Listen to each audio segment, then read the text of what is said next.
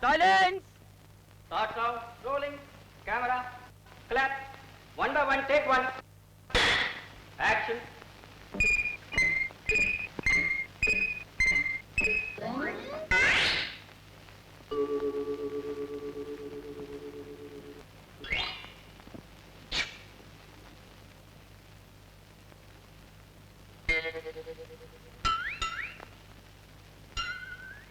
Animation has often been considered to be the purest form of cinema magic. What can be more magical than breathing life into inanimate characters like these? But before animation was born, even before the cinema came into existence, Indians had their own ways of enjoying projected images on the silver screen.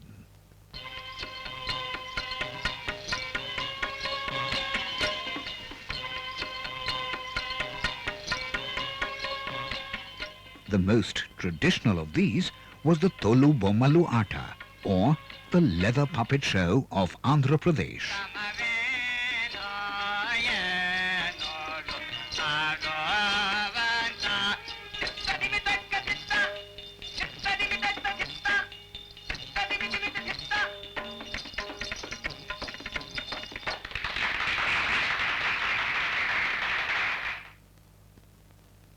Closer to this century, the father and son duo of Mahadev Gopal and Vinayak Mahadev Patwardhan added movement to what was essentially an ordinary magic lantern show and came up with the Shambhari Karolika.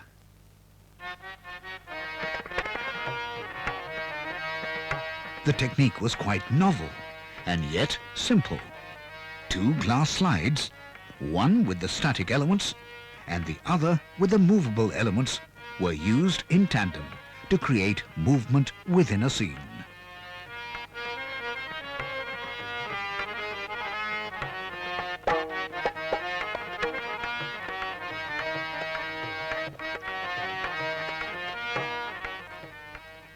Then came the high-tech revolution. The motion picture camera. With the help of this wonder gadget, the Lumiere brothers made their first masterpiece of moving live action and dubbed it the cinema. With the same wonder machine, Emil Cole filmed thousands of his own drawings and made the world's first animated film.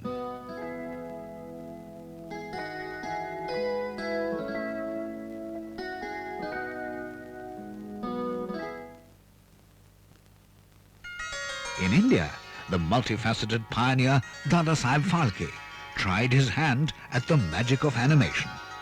Agkadyanchi Mouj, or a game of matchsticks, was the first attempt. This was followed by Vichitra Shilpa, or animate-inanimate. None of these films have survived the ravages of time. But Phalke's primitive craftsmanship can still be seen in this title sequence of Phalke's last silent film, Setu Bandhan, made in 1932.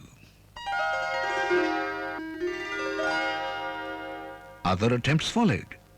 In another part of India, R.C. Boral, then with the new theatres, introduced some lively new stars in his animation short, In the Moonlit Night.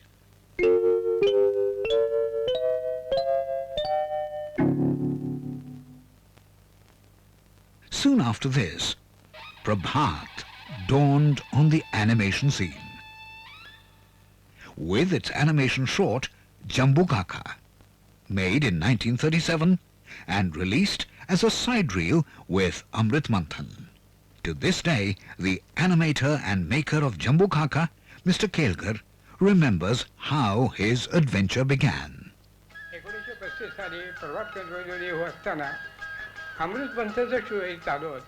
This happened on the sets of Amrit Manthan while working with the Prabhat Film Company in 1935. My friend Mr. Uturkar and I were discussing a cartoon film we had seen. I remarked that we in India could easily make such a film. त्याप्रमाणे ते आमच्या पाठीमागे उभं राहिलेल्या कोणीतरी ऐकलं आणि शांताराम बापूंना जाऊन सांगितलं. Shantaram बापूंनी This conversation was reported to Mr. Shantaram, who immediately asked me to submit a proposal. I drew a few sketches of a jackal which he liked. A test film was shot and the project approved. This is how Jambu Kaka began. आमचं जम्बू काका या चित्रपटाचं काम सुरू झालं. After Jambu Kaka, Mr. Kelkar left Prabhat, hoping to pursue a career in animation. With his co-artist Lachke, he worked on a film, Swapna Tarang, for the Anand Cartoon Film Company. स्वप्न तरंग cartoon film तयार झाल्यानंतर After Swapna Tarang, we made another film, Lanka Dahan, which was released by Ranjit Movietone. सिनेटोनला दाखवलं, त्यांना ते आवडलं आणि त्यांनी ते रिलीज केलं. It was around this time that two young artists, K.S. Gupte and G.K. Gokhale, were learning to move the images. 1935 साली अड्रेसची माझी ब्रेक झाली आणि मी त्याला In 1935, I met Ardeshir Irani, who liked my concept of making animation films. I exposed 400 feet in Cinecolor, but the project remained incomplete because the company closed down. बंद पडल्यामुळे ते काम ते असतं थांबलं. They were largely self-taught and had acquired their skills by studying old American cartoon films. Gokhale's first experiment in animation was Shikar. त्याच्यानंतर shade ब्रदर्ससाठी सुद्धा After that, I made a 350-foot-long animation film for the Seth brothers, based on Sane Guruji's story, Son Sakhli. Film तयार करून दिली. There were many others like Gupte and Gokhale, who were acquiring the skills of animation through experimentation. Some of their early experiments even made it to the screen. Kolhapur Cinetone's Bakam Bhatt, G.S. Pohekar's Superman's Myth, Mandar Malik's Akash Patal, Mohan Bhavnani's Lafanga Langur, and IFI's The War That Never Ends. This film was made by the British animator Maina Johnson, with the help of Indian artists like P.N. Sharma, B.R. Doling, and Ahmed Zakaria. We had come a long way from the old Army Cartoon Film Unit, which was in charge of Captain Johnson, and his wife, Mrs. Maina Johnson, was in fact the first animator, and I wrote the script for a film called The War That Never Ends, which is the fight against disease.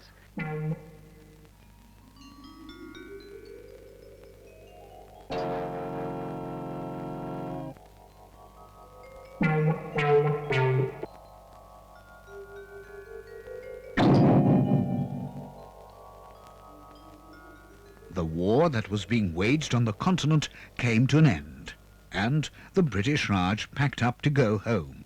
With it, the shutters came down on the animation unit. However, the scene was not totally bleak.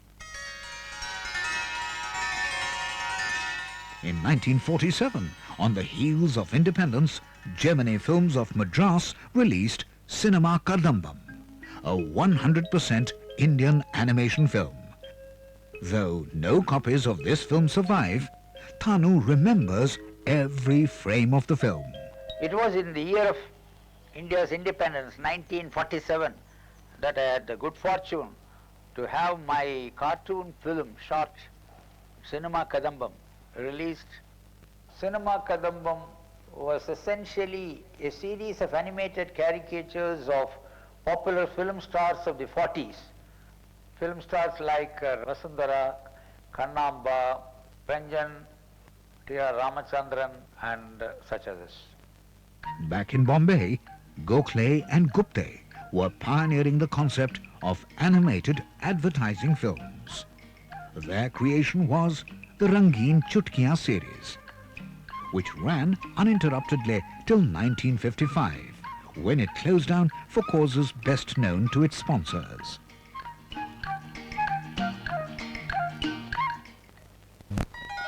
However, not all was lost.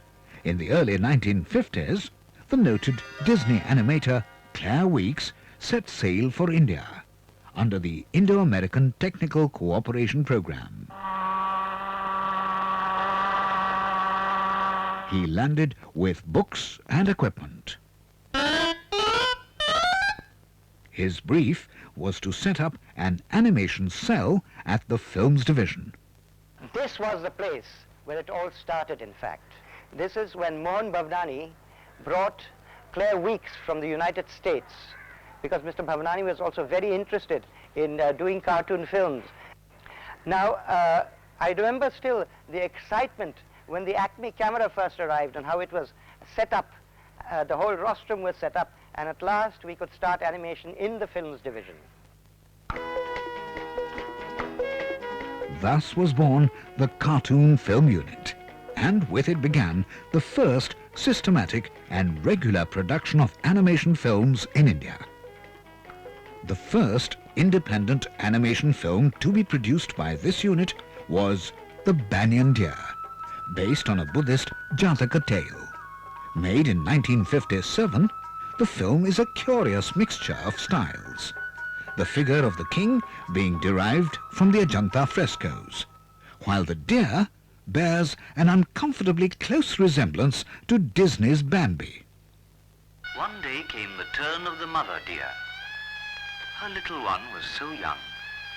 The mother was filled with sadness.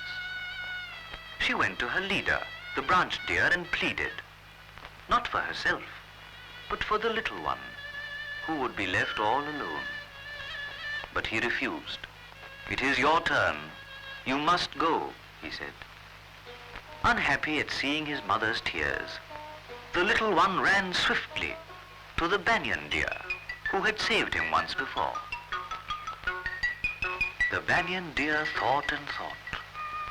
Come what may, he would find a way to save the mother and child. Take you, little one. Don't be afraid. So away they went, wild and happy.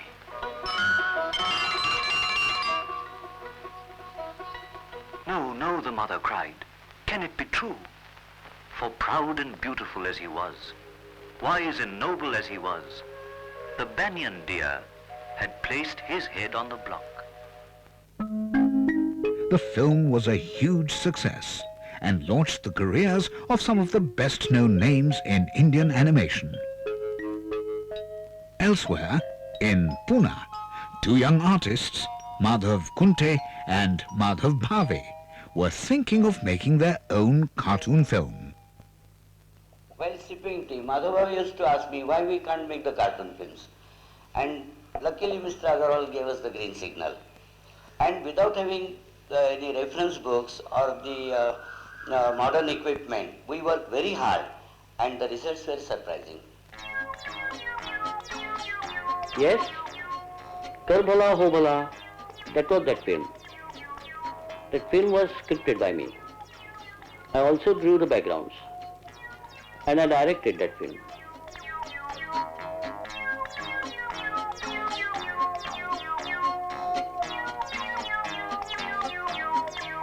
Back in Bombay, the artists of the Cartoon Film Unit at the Films Division were busy creating a spokesman who could convey the dream of a progressive post-independent India to its citizens.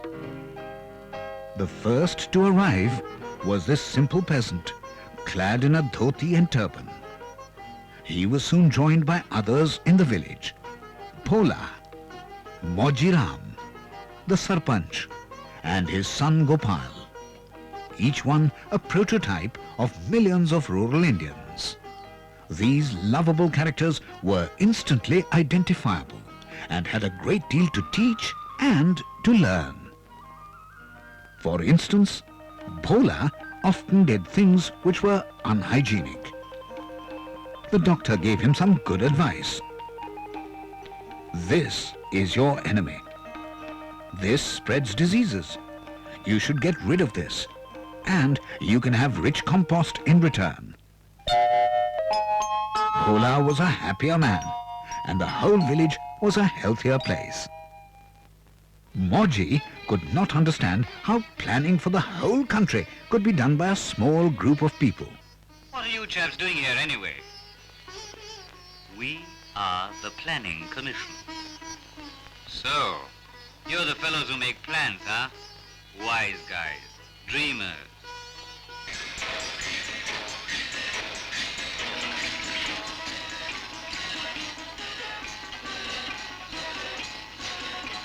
After opening his eyes to the progress being made, he realized that the 5-year plans were not just idle dreams, but vital instruments of progress.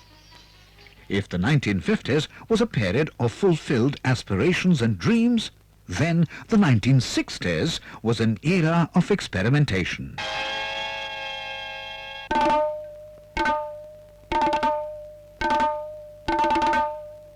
Out in the expanses of Canada, Norman Mclaren was working wonders with image and sound.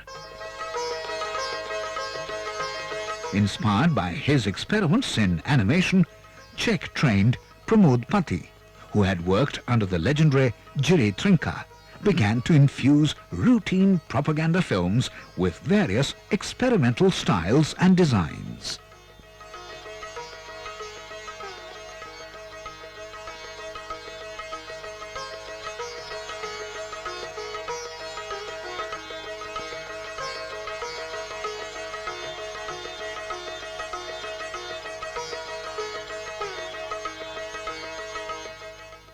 A child's drawings on a slate were animated to liven up a propaganda film on family planning.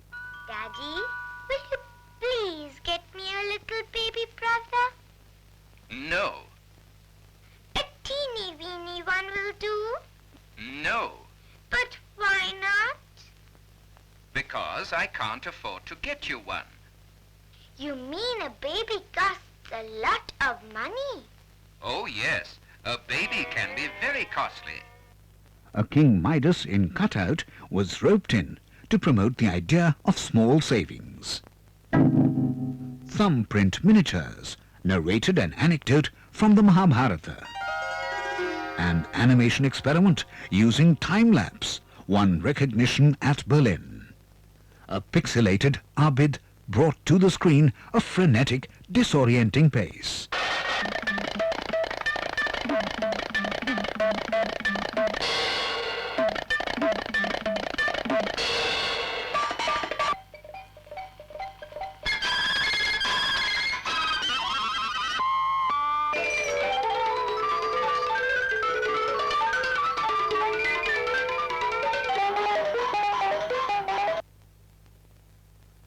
Outside the films division, filmmakers like Kantilal Rathod and Clement Baptista also creatively participated in these heydays of Indian animation. Rathod made excellent use of cutouts in Peacetime Armada.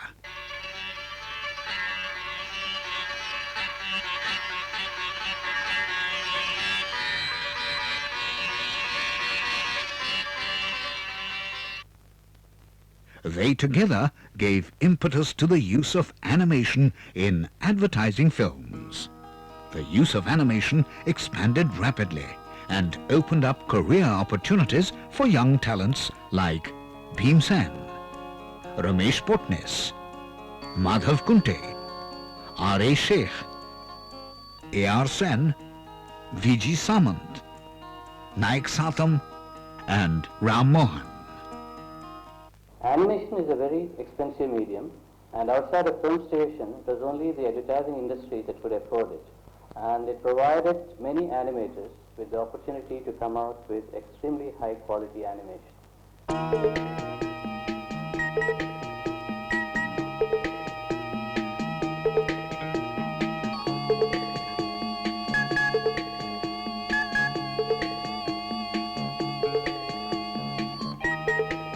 And since engineering is lost, effect animation was the only answer.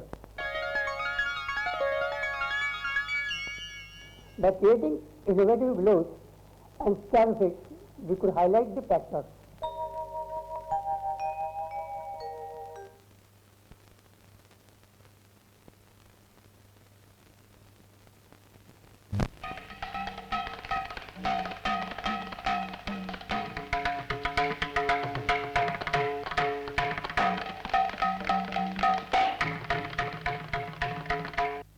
A sadly neglected area of Indian animation is the puppet film. Very few Indian animators have seriously worked in this form.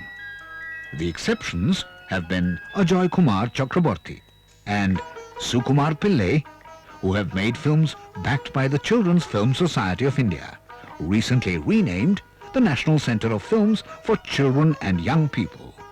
Ajoy Chakraborty's Raju or Tinku and Sukumar Pillai's As You Like It were particularly noteworthy.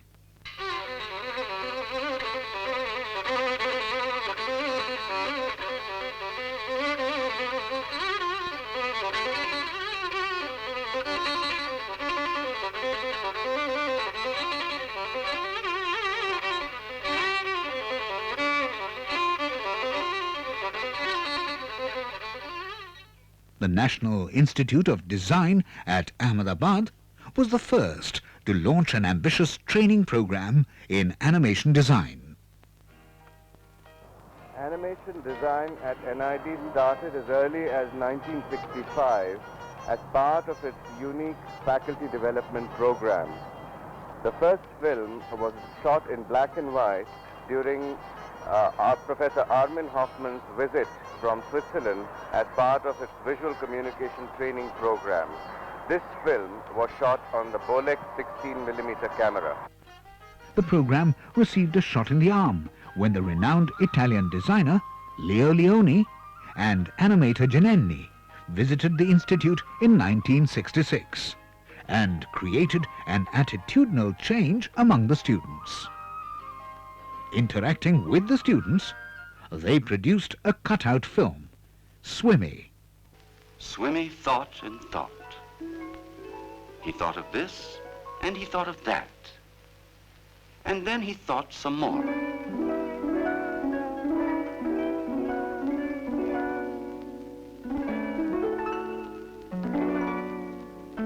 Then suddenly he said, I have it. We're going to swim together, each in his place.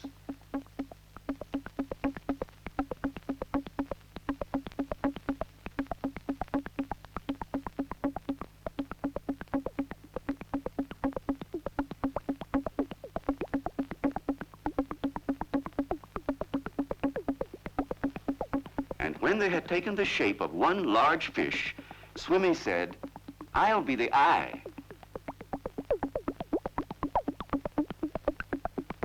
They swam into the open water where the tunas hunted. And they chased the big bad fish away. In the wake of Leo Leoni, many others from the Animation Hall of Fame have lectured and conducted workshops at the National Institute of Design. Among them are Roger Nook, Ishu Patel, Claire Weeks, and Barry Parker. Even in dialogue, you have to look towards basic principles to make that sort of the animation come alive. We go back to basic principles such as the bouncing ball, for instance. We've got an action which has an impact like that, and we can apply that action to dialogue.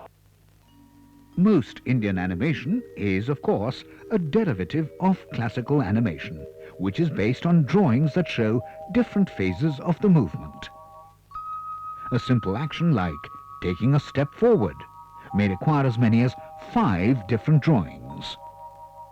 The animator begins with drawing 1 and 5, and then interpolates the middle position number 3. With drawings 2 and 4, the action is completed. A simple walk, such as this, will require a great many more drawings.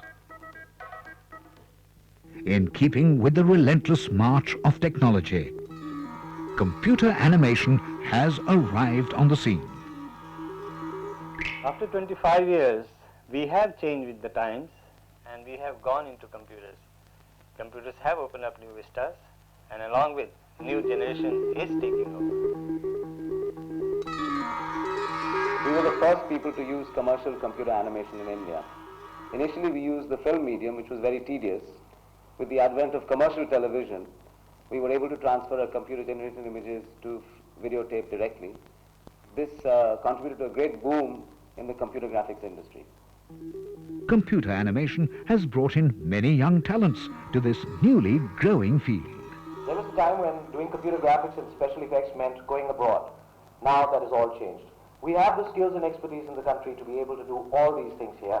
And in fact, it has gone as far as we do projects for clients from abroad like the US and the UK.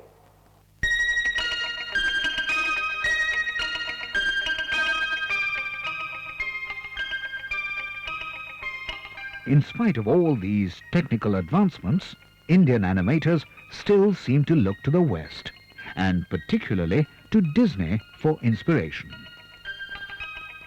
And I felt very strongly that we should not only stick just to the Disney style, but bring in our own our own heritage of art. And there are so many so many styles to choose from in India. Lots of different things, whether it's from the folk art or from Pahari paintings.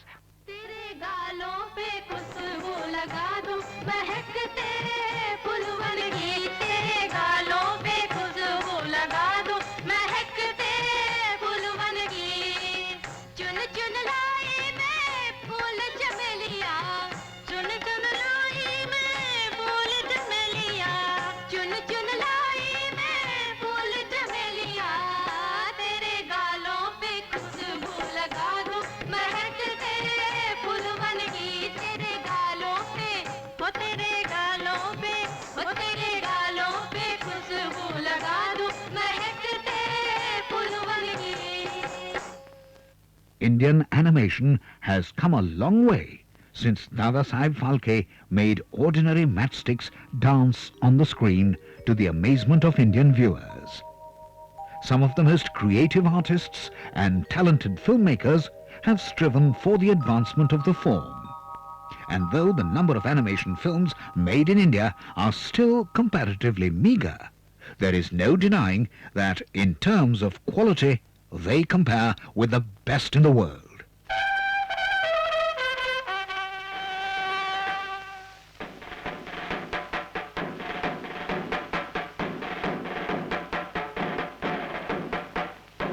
A fact which is borne out by the number of awards the films have brought back from various international festivals.